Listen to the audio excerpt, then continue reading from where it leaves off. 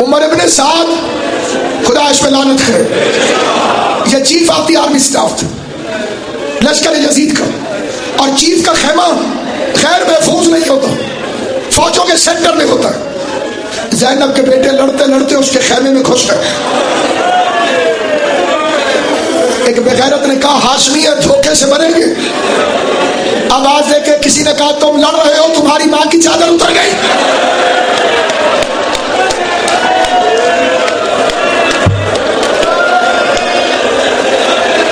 بچوں نے تڑپ کے دیکھا، ظالموں نے تلواروں سے وار کر دیا۔ عباس کے شاگرد میدان میں لڑ رہے تھے۔ میرا مولا حسین بھانجوں کی جنگ دیکھ رہا تھا۔ بچوں کی ماں خیمے کے دروازے پر کھڑی تھی۔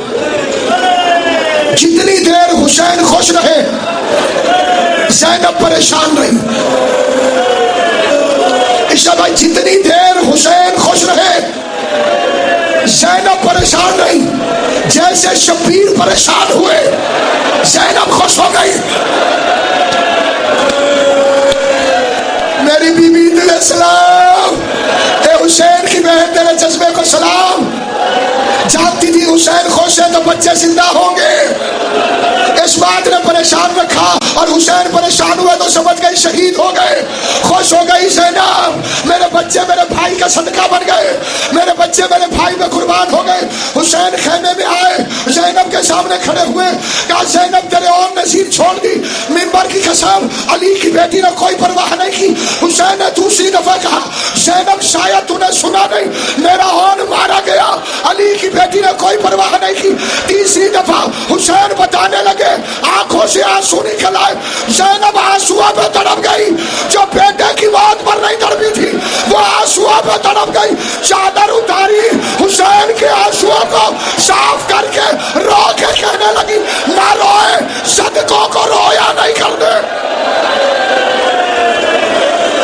اللہ تعالیٰ نے امام زینب نے کہا بھیا یہ بتا دے کہ میرا آن گرا کہاں۔ آواز آئی کربلا سے بہت دور۔